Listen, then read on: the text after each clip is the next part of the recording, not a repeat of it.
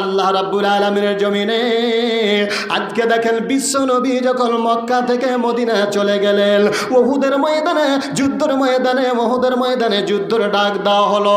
আল্লাহ রাব্বুল আলামিনের নবীর সাহাবীরা বিশ্ব নবীর সঙ্গে যুদ্ধের ময়দানে যাওয়ার জন্য তৈরি হয়ে গেল। শুধু এটা নয়, যুদ্ধের ময়দানে যাওয়ার জন্য তৈরি হয়ে গেছে। আল্লাহ রাব্বুল আলামিনের নবীকে একজন মহিলা, একজন মেয়ে মানুষ আল্লাহর নবীকে ডাক দিয়ে বলেন, ওগো নবীজি, আমি শুনেছি মক্কা থেকে আপনি এসেছেন, মক্কার লোকেরা আপনাকে তাড়িয়ে দিল।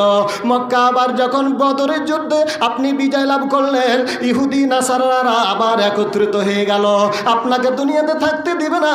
এই জন্য তারা আপনাকে মারার জন্য প্ল্যান পরিকল্পনা তৈরি করেছে। আল্লাহ রাব্বুল আলামিনের নবী বলেন, জি কি ব্যাপার? বলছো গো দয়াল নবী, আপনাকে দুনিয়া থেকে বিদায় করে দেওয়া মানে আল্লাহর দিনকে বিদায় করে দেওয়া। নবীজি গো, আমার বুকের মধ্যে মাত্র 1 বছরের একটা সন্তান রয়েছে গো নবীজি, আপনি যুদ্ধের ময়দানে যাবেন, আমার নিজের কলিজার টুকরাটাকে আমি দান করে দিলাম। আল্লাহর নবী বলেন, গো মা, এত মাসুম বাচ্চা, দুধের বাচ্চা দিয়ে আমার কি হবে গো মা? আল্লাহ রাব্বুল আলামিনের নবীকে বলেন, ওগো নবীজি, আমি বুঝতে পেরেছি কাফেররা আপনাকে মারার জন্য ষড়যন্ত্র করেছে।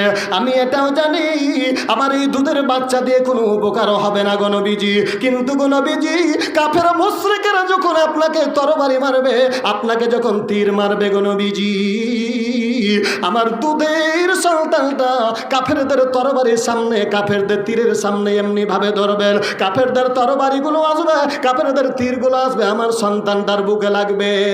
আমার সন্তানের বুকে লেগে লেগে লেগে আমার সন্তান দুনিয়া থেকে যতক্ষণ পর্যন্ত না বিদায় হবে, ততক্ষণ পর্যন্ত আপনি বিশ্ব নবী বেঁচে থাকবেন।